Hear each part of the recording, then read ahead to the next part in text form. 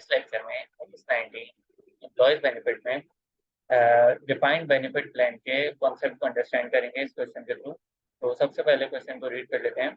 Show the figure that would appear on the face of statement of financial performance as at 31 December 3 and 4। तो अगर मैं बात करूं कि हमें क्या प्रिपेयर करना है, स्टेटमेंट ऑफ फाइनेंशियल पोजीशन के एक्सट्रैक्ट्स प्रिपेयर करने हैं ईयर 4 के और ईयर 3 के।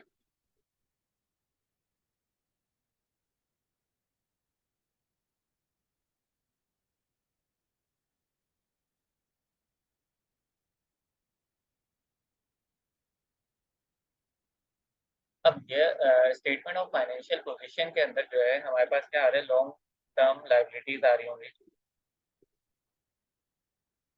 उन लॉन्ग टर्म लाइबिलिटीज के अंदर फिर एक आइटम हमारे पास क्या आ रहा है, डिफाइन बेनिफिट ऑब्लिगेशन नेट करके आ रहे हैं, क्योंकि कहाँ से आएगी अमाउंट, नोट 19 से आ जाएगी।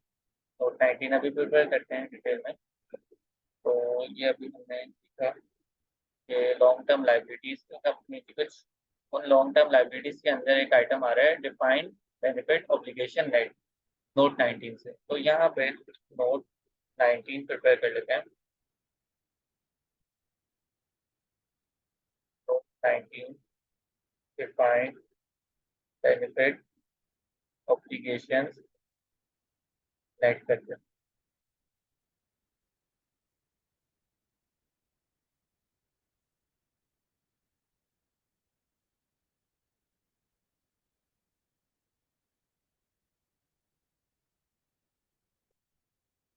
अब ये जो डिफाइंड बेनिफिट ऑब्लिगेशंस नेट है, नोट 19 जो है, इस नोट 19 को अंडरस्टैंड करते हैं। इसमें नोट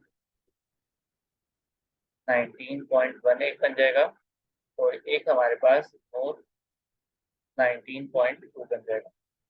अब हमने ये अंडरस्टैंड किया था कि जो बेनिफिट प्लान होता है, बेनिफिट प्लान अगर वो फंडेड बेनिफिट प्लान है तो उसकी लाइबिलिटीज जो है वो अलग चल रही होंगी और जो फंड है वो अलग चल रहा होगा। ठीक है, अब जो लाइबिलिटीज अलग चल रही होगी उसको क्या कहते हैं, बेनिफिट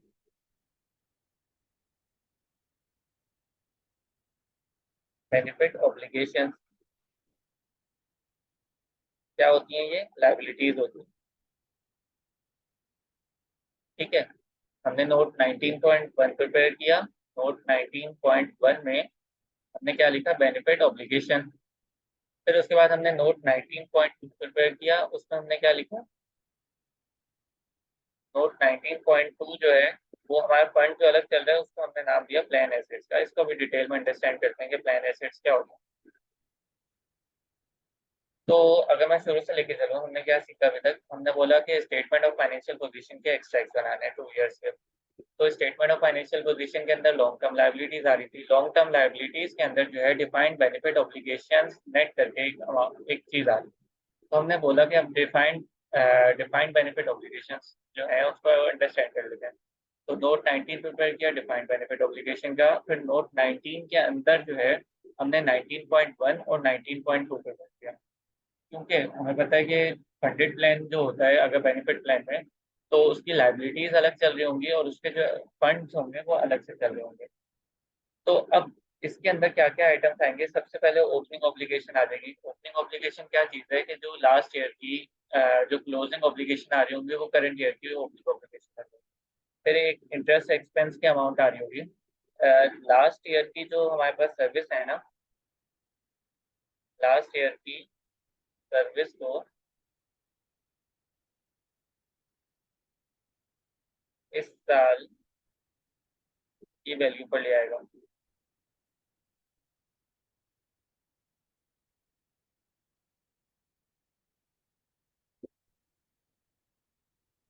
ठीक है, इसको एरो कर लेते हैं।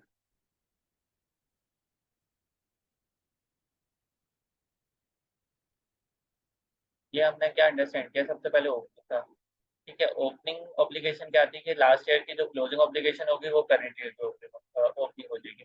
फिर उसके अंदर इंटरेस्ट एक्सपेंस की एक अमाउंट आ रही है। वो क्यों आ रही है क्योंकि इस ओपनिंग को ना, जो लास्ट ईयर की सर्विस है, इसको ये करंट ईयर की सर्विस को ले आएगा। इंटरेस्ट एक्सपेंस की अमाउंट इसमें ऐड हो जाएगी, तो ये इंटरेस्ट की अमाउंट। फिर उसके बाद जो है हमारे पास क्या आ जाएगी, करंट सर्विस कॉस्ट। इस साल के जो सर्विस कॉस्ट होगी वो आ जाएगी।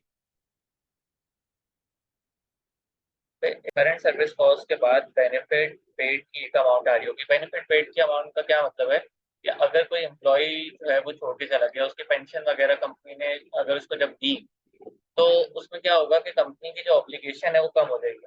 वैसे तो इसको हमने प्लान एसेट से अच्छे से समझ आएगा, क्योंकि प्लान इसके जो फंड्स होते हैं वो प्लान एसेट्स में पड़े हुए होते हैं। तो जब वो जा रहा होगा तो बेनिफिट पेड, अगर मैं यहाँ पे लिखूँ बेनिफिट पेड, जो फंड में अमाउंट पड़ी हुई होगी ना वो उसको निकाल के दे देंगे। लेकिन उसकी जो ऑब्लिगेशन है तो वो उसको हमने ऑब्लिगेशन से भी कम कर दिया। फिर उसके बाद जो है यहाँ पे हमारे पास बैलेंस आ जाएगा क्लोजिंग। यहाँ पे हम इसको क्लोज कर लेंगे। यहाँ पे हमें बैलेंस आ जाएगा। अब ये बैलेंस कौन बताएगा, ये बैलेंस जो है वो हमें एक्चुअली बताता है। जो है वो हम अपना क्लोजिंग जो यहाँ से ओपनिंग इंटरेस्ट सर्विस कॉस्ट को ऐड करके माइनस बेनिफिट पेड करके बैलेंस नहीं लिखना है। ये बैलेंस जो है ना वो हमें एक्चुअली बताते हैं एस्टीमेट्स को इनकॉर्पोरेट करता है, इनकॉर्पोरेट करके क्लोजिंग बता देता है।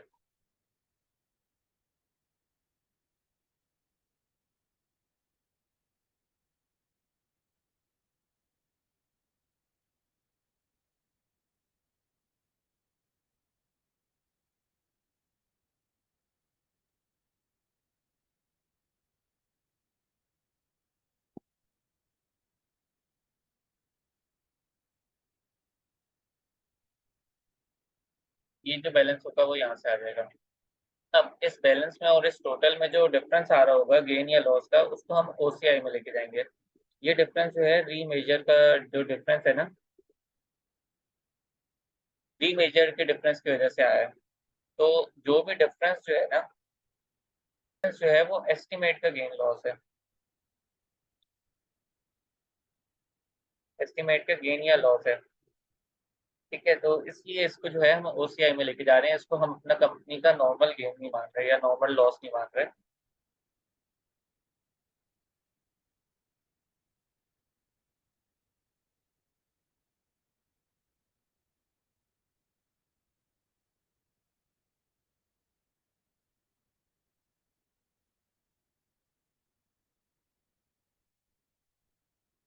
इस तरीके से हमारा बेनिफिट ऑब्लिगेशंस का जो कॉलम है वो हमने इसको अंडरस्टैंड कर लिया। अब यहाँ आ जाते हैं प्लान एसेट्स में। हमारे पास क्या होगा, ओपनिंग आ रहे होंगे। ओपनिंग के बाद हमारे पास रिटर्न आ रहा होगा, और इस रिटर्न को हमने किस तरीके से कैलकुलेट करना है। इस रिटर्न पे भी ना हमने रिस्क फ्री रेट लगाना है। रिस्क फ्री रेट कौन सा वाला, जिसको हम क्या कहते हैं, हाईली रिगार्डेड कॉर्पोरेट बॉन्ड का रेट। ठीक है, इसको क्या बोलते हैं, हाईली रिगार्डेड कॉर्पोरेट बॉन्ड का रेट। ये ये रेट यही वाला रेट होता है जिस पे हम इंटरेस्ट एक्सपेंस बुक कर रहे होते हैं, उसी पे हमने रिटर्न पे बुक करना है। फिर उसके बाद जो है हमारे पास कंट्रीब्यूशन में कंपनी ने जो कंट्रीब्यूशन करी है प्लान एसेट्स में, वो उसको हम ला के यहाँ पर रख लेंगे। फिर उसके बाद बेनिफिट पेड, मैंने अगर कोई एम्प्लॉय जा रहा होता है तो उसको प्लान एसेट्स में से अमाउंट निकाल के उसको दे देते हैं। ठीक है, तो एसेट्स भी कम हो गए हमारे पास, प्लान एसेट्स भी कम हो गए उसके, और इसी एम्प्लॉय की जो ऑब्लिगेशन पड़ी थी कंपनी के पास वो भी कम हो गई। यहाँ से भी इसको भी माइनस कर देंगे बेनिफिट पेड की अमाउंट यहाँ से। फिर उसके बाद अगेन यहाँ पे हमारे पास सेम यही चीज़ होगी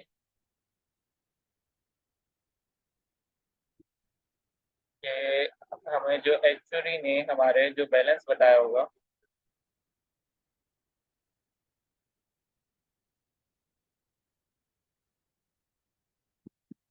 वो यहाँ पे आ जाएगा, तो वो भी अब इस बैलेंस और इनमें जो डिफरेंस आ रहा होगा उसको भी हम ओसीआई में लेके जा रहे होंगे। जो भी आ रहा है गेन या लॉस उसको हम ओसीआई में लेके जा रहे हैं। तो ये थोड़ी सी हमने इसकी अंडरस्टैंडिंग ले ली कॉन्सेप्ट की। अब इस क्वेश्चन को जो है वो सॉल्व करते हैं।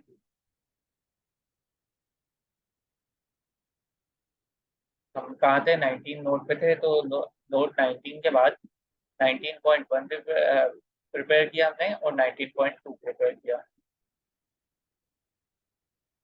तो बस अब हमने इस पर फोकस करना है। तो बस अब हमने इस पर फोकस करना है। हमें अब क्या क्या गिवन है क्वेश्चन में। Present value of pension fund obligation. ठीक है, ईयर 3 की हमें क्या बताइए, present value of pension fund obligation.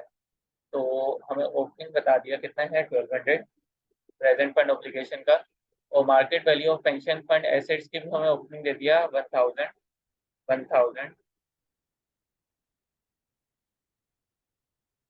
के बाद।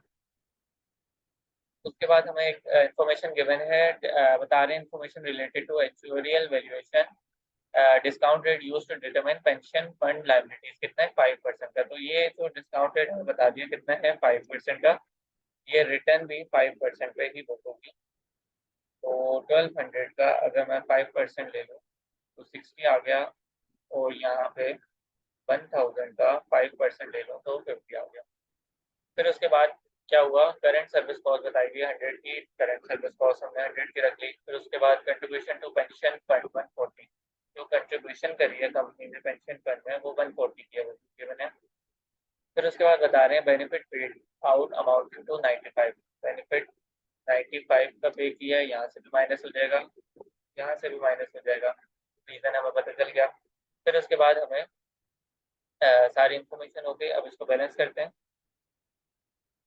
जो 4 का हमें 1300 और 1100 हमें 4 का बताया था, तो इसका मतलब है कि ये 3 का क्लोजिंग होंगे। 1300 ये क्लोजिंग 3 का था जब तो 4 में गया, और ये 1100 10 एसेट्स का क्लोजिंग था। तो अब जो है डिफरेंस देखते हैं क्या आ रहा है। अगर मैं यहाँ पे इसका यहाँ कर लेता हूँ, मैं यहाँ पे क्या कर रहा हूँ, ये वाली जो सारी अमाउंट्स है ना इनका मैं टोटल कर रहा हूँ 1265, और जो हमें एक्चुअली ने बताए वो कितना बताए 1300। तो इसका मतलब लाइबिलिटी जो है हमारी वो बढ़ रही है। ठीक है, लाइबिलिटी हमारी पड़ी हुई थी 1265 पे इन सब का टोटल। ठीक है 1265, लेकिन जो हमें एक्चुअली ने बैलेंस बताया वो 1300 बताया, तो 35 से जो है हमारी लाइबिलिटी इंक्रीज हो गई है।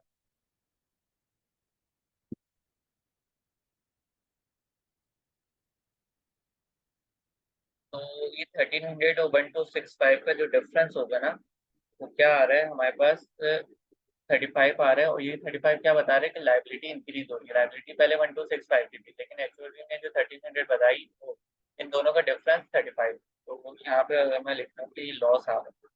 ठीक है, फिर उसके बाद अगर हम एसेट्स का टोटल करें तो यहाँ पे पहले जो हमारे पास सारे एसेट्स हैं उनको टोटल कर लेते हैं 1095, जबकि एक्चुअली ने हमें बताया कि वो 1100 है। तो इसका मतलब है एसेट्स इंक्रीज हो रहे हैं कितने से 5 से। तो यहाँ पे ये गेन इन एसेट्स आ गया। तो सिंपल एक ये जो अब स्टेटमेंट ऑफ फाइनेंशियल पोजीशन में कौन सी अमाउंट जाएगी 1200।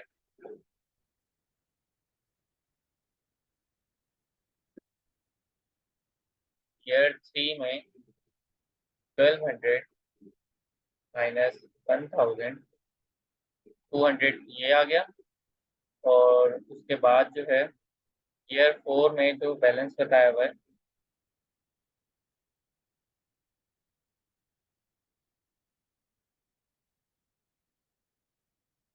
1300 माइनस 1100। ये मैं माइनस क्यों कर रहा हूँ, क्योंकि इसमें नेट करके लेके जाना है, तो 200 दोनों ईयर 3 और 4 में 200 हमारे पास है। तो आई होप ये क्वेश्चन समझ आ गया होगा। पेपर में क्वेश्चन आया था उसको सॉल्व